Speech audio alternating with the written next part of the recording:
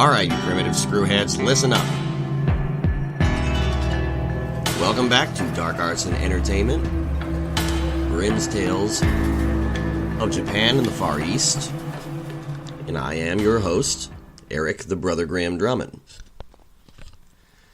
Alright, today on our episode, we're going to explore something that means a great deal to me personally. And we're going to do it through the old adage that the aftermath is always worse than the tragedy.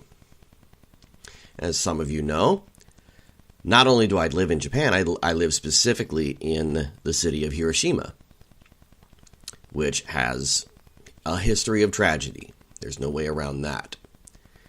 I have family here in Japan who lives close to the area of Fukushima, which also has a good deal of recent tragedy under its belt.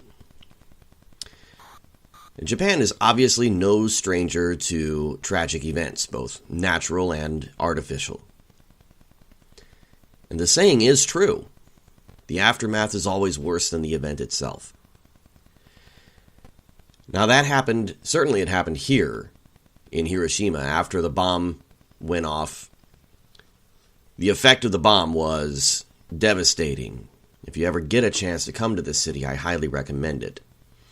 Go to the A-bomb museum, go to the dome, the famous Hiroshima dome, and you see on all of the advertisements, all of the pictures, whenever you Google something about this city, you'll see that image. It's iconic around here.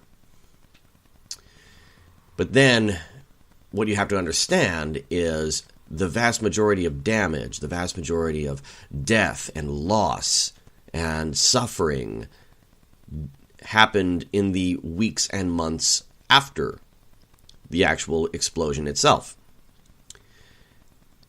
Same with Fukushima. When the tsunami hit, when the towns got wiped out and washed away, when the nuclear reactor got split open, all of that was really, really bad. But the true damage happened after. I bring this up for my channel for a specific reason here. Not only is the greater damage happen after the event, and that's also when the strange things tend to happen as well. In the case of all of the examples that I'm using, the Fukushima, Hiroshima, and Nagasaki, they share some very relatable stories. The first and foremost of which can be found on YouTube, especially around the Fukushima time frame, when tsunami hit and then receded, the damage was done, and people had to figure out what to do about that nuclear reactor. There are video recordings that you can find of these strange lights in the sky above the area where the reactor was. And this was recorded periodically for several days and witnessed by many more who were not recording anything at the time. The same thing was said to be found over 3 Mile Island, over Chernobyl, over a lot of other very famous disasters, particularly ones that involve nuclear disasters. And the stories go that the same kind of thing was found over the skies of Hiroshima and Nagasaki as well. Now, some people think that this may be just some kind of anomaly associated with nuclear power that we don't yet understand. A lot of people say that this is not uncommon to find around disasters of a non-nuclear nature as well. These strange lights in the sky circling around, looking more like they're observing something than they are interfering with anything, and then vanishing and hanging out until things tend to calm down. One of my good friends who is very heavy into the paranormal, just as much as I am, though he specializes more in the extraterrestrial, is convinced that his theory is correct in that when something terrible happens along that front, that those watching us want to make sure that everything goes well, or more than likely, they're just looking to see what these ridiculous talking monkeys down here on this little rock actually end up doing about it. If I were observing a subspecies for like anthropological study, I would do about the same thing. So maybe this theory of his holds a little merit. Something else that occurs are the after effects of people. For example, here in Hiroshima, the story is that if you are in the heart of the city and it's very quiet, like on a holiday or an easy day, if it's calm, somewhere between the hours of 7 and 8 and 10 o'clock in the morning, excuse me very much, that if you listen closely, you can hear faint screaming right about those hours. Off in the distance, it's been captured on a few EVPs that some people have presented to me too. This faint screaming sound right about 9 o'clock in the morning or so. The details on that are sketchy. As well as some people have observed that if they stand high up on some of the buildings around here and look out and just watch the shadows themselves seem to move, even if whatever is casting the shadow does not. Nagasaki is also home to many stories about seeing people walking around, or the shadows of people walking around with nobody casting them, faint at first and always out of the corner of the eye. And obviously here, it's said that those are the shadows of people who were lost when the blast happened. Those are the screams that you're hearing. And the effects on the world around them, around everybody, still here even now to this day. Now, one of the stranger stories are coming out of Fukushima. The towns that have been devastated by Fukushima have been plagued by those who have not left.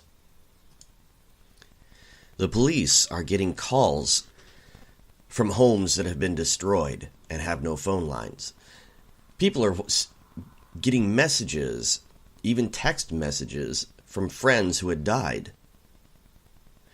Strange messages, garbled, but they're still coming in. Some of the most eerie stories, however, are coming from the cab drivers who are picking up phantom passengers. People are getting into cabs, telling them where to go, and when they get to the address, the house is wiped out. Not there, does not exist, is in total ruins. People who know about how the housing quality is in this country realize that when a house washes away, it literally washes away. There's barely anything left. And when the passenger observes this, they ask, "Am I dead?" And then seem to vanish. After some research was done, over 100 cab drivers have reported these incidents. The meters run, and they are recorded. Everything's electronic here. The logbooks show that they picked up a passenger at point A and there was nothing in point B, and it is costing them money to tell these stories. The person that went out to look at some of these cab drivers' stories and to pursue some of these rumors and strange, bizarre tales, she was convinced that they are telling the truth. Or at least that they're not lying about their experience. Now, what is actually happening? Who knows? Perhaps we would never will. But it's been going on since the disaster to this very day. It's starting to get a little quieter as people are starting to move back. One of the things that Japan is famous for is its very elaborate ceremonial burial and its care of graves. This is all done in an effort, a concerted effort, to keep the souls at rest. And more people have been moving in, more priests Shinto priests and monks have been moving into the areas of Fukushima to try and placate the spirits, to show them that they are indeed passed on, and to beg them to be at rest, and to care for their, at least, if not graves, at least memorials. And this does seem to be working, as these incidents are getting lower and lower and fewer and far between. It is something that you will notice and revere about the culture around here. You can tell a lot of people, or you can tell a lot about people, I should say, by how they treat their young, how they treat their elderly, and how they treat their dead.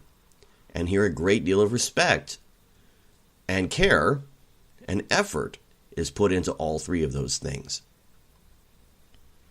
Now, I myself have tooled around Hiroshima and seen many strange things, and one of these days I'm actually going to get the opportunity to take some devices and some recording instruments and so forth and go around the dome, the Peace Park, and Ground Zero and see what I can find. And when I do, I'll make sure to report that back to you guys.